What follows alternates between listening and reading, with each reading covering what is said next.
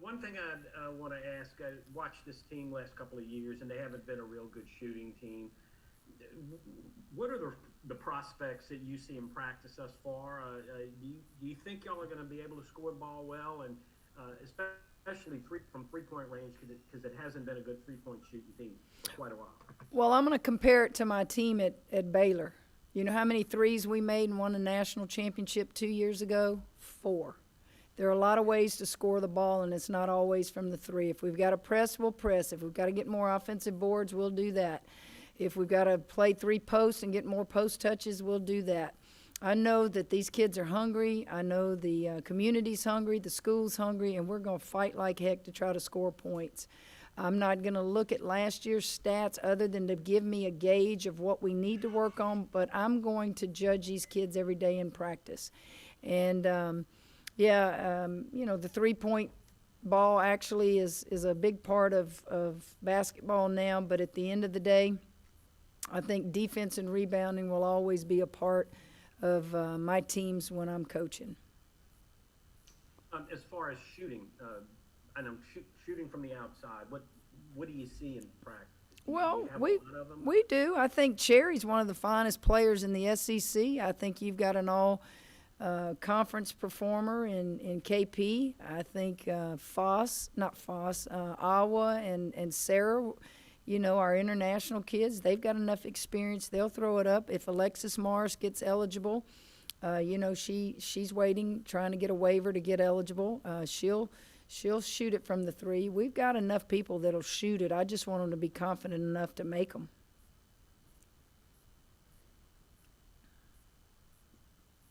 Hey, Cam, it's Scott Rabelais. The men's team obviously had an unfortunate injury this week with Adam Miller. How does it help with your team and player availability, and also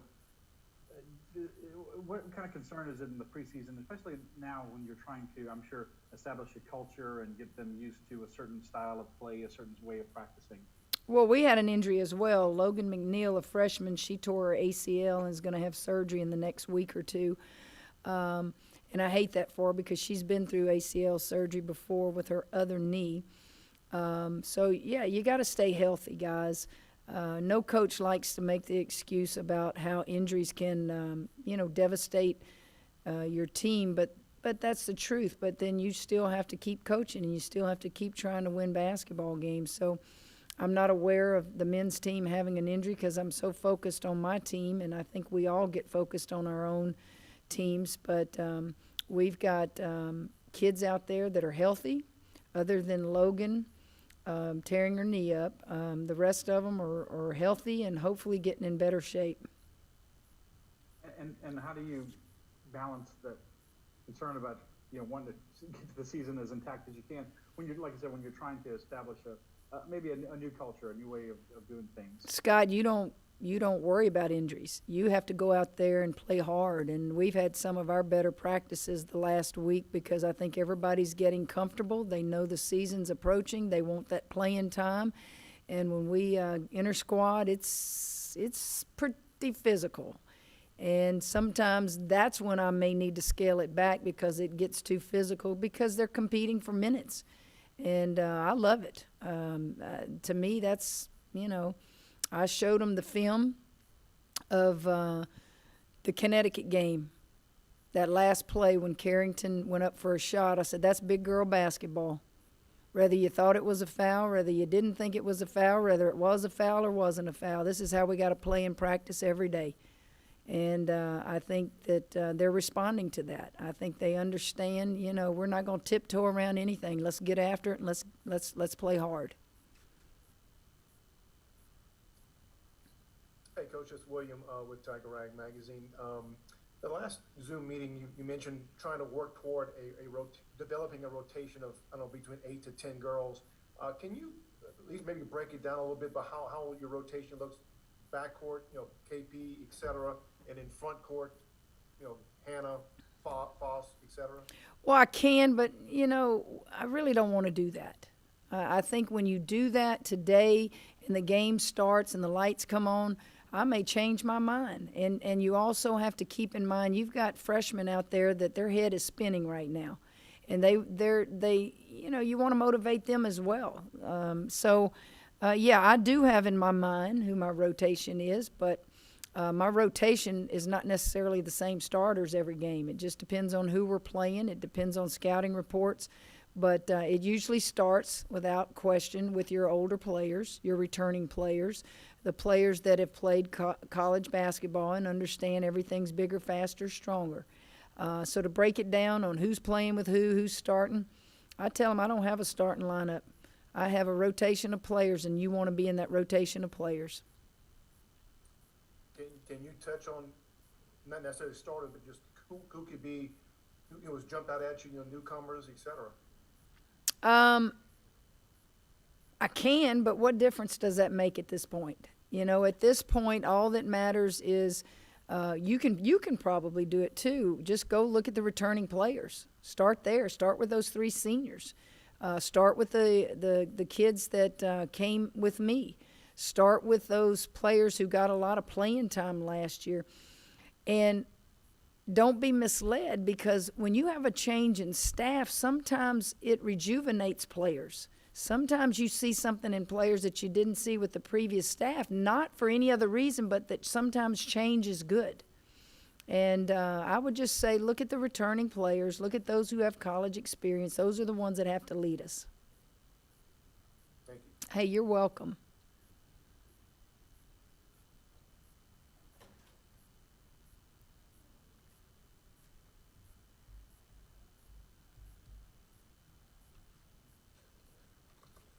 Hey Kim, Chantel Jennings with The Athletic. Quick question for you.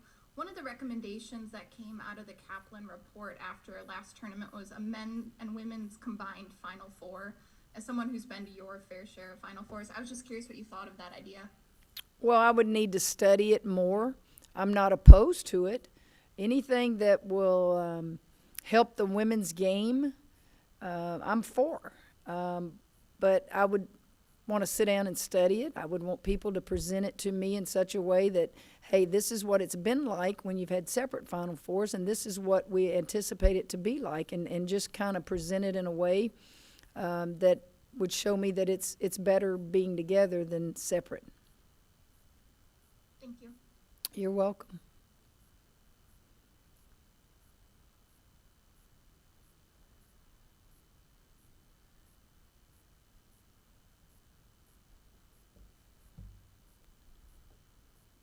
Hi, I'm Taylor Green with the Student News at LSU, and I was wondering, you've broken the all-time attendance record year after year with the Lady Bears, and I know you want a sellout event, selling 5,000 season tickets. How do you plan to do that this season? Well, first of all, I'd like to think that we are going to be out in the community. I'd like to think our athletic marketing people are going to really make a push. I think we've already sold 4,300 or 4,400 quickly right after the when I was announced and hired. So I hope that when we make a push that we can be out there and telling people, hey, our goal is to sell 5,000 season tickets. Is it doable? Absolutely, it's doable. So then after you do that, the play on the floor hopefully will sell some tickets. I hope people will come and come back and then tell a friend about it. I can remember 22 years ago, whoever yelled the loudest in the stands got free tickets for the next game and free pizza when I was at Baylor. We're beyond that. And I just want people to appreciate what LSU has committed to doing with women's basketball here. I know that our staff appreciates it. I know the players, the former players. We had 300 at our first practice. And so hopefully we'll get close to that, and then after we start playing, maybe we can surpass that if people come and like what they see on the floor. Thank you. You're welcome. Hey, Kim, it's Dylan Sanders. I'll be covering the team for the Reveille there on campus this semester. The whole school and athletics as a whole is going through a lot of shakeup right now. What is something that fans and other students can look to this team for in terms of consistency this season? Well, I hope that when they come, they go, wow, those kids play hard. I hope that when they come, they say, you know, what we lack in certain skill areas, we make up for in other areas. And I hope that there's an appreciation there that this is how you start building the program back to where you want it to be. Listen, this program has history, guys. I just want to go back to that history. You know, this program has been in 6 Final Fours if you go back to the AIAW days. This program has had, Naismith Hall of Fame coaches before me. This is not new to LSU and the community. They remember. This may be new to some people who don't remember those days. I remember those days. I competed against those LSU teams. So I'm excited that the fan base is excited, that LSU's excited, and all you can promise right now is that you're going to see a team that leaves it all on the floor. When we're outmatched because of talent, I don't think you'll ever leave the floor and go, they quit playing or they didn't play hard. I want them to leave and say, wow, they play hard, and I see improvement in individual players.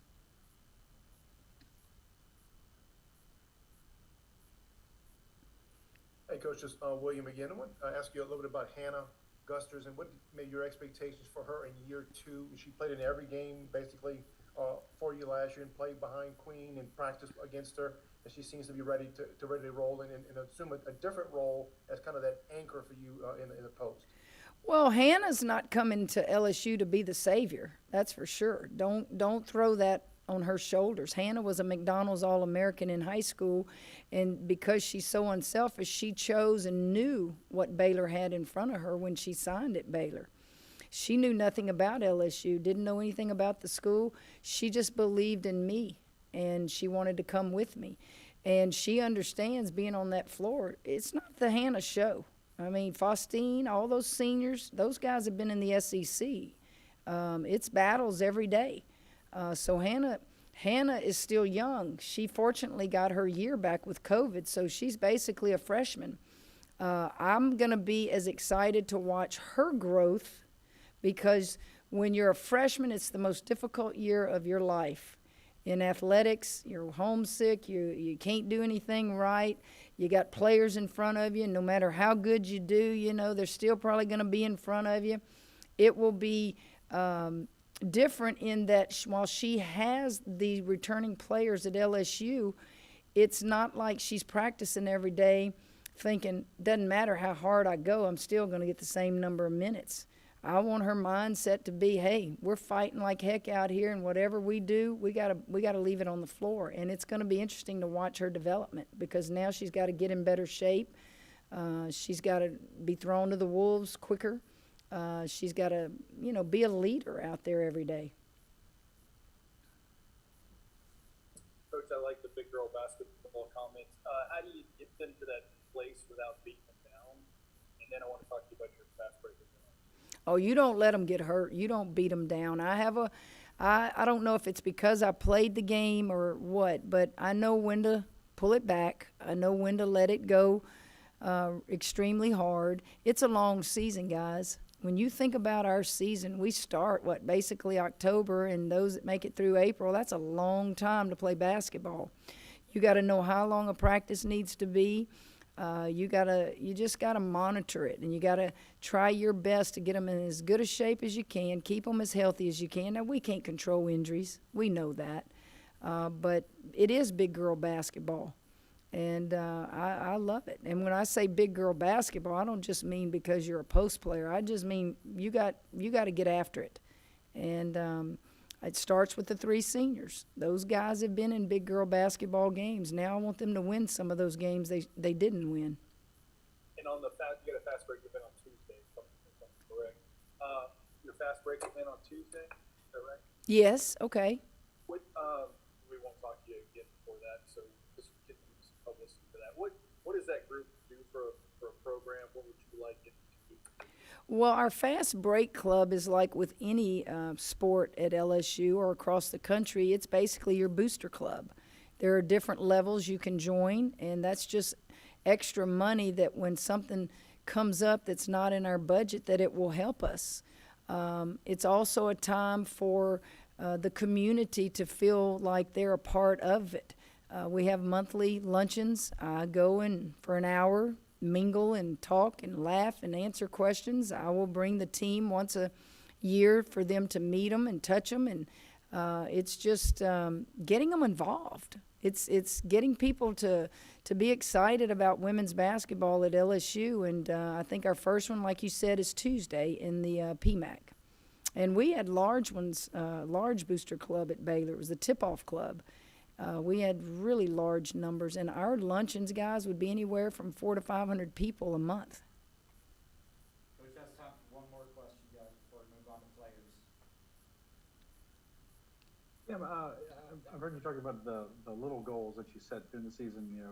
Trying to get a winning record and beat a ranked team, and get a certain point in conference. Do you set up a lot of do you like a lot of visual goals and graphics and videos and things?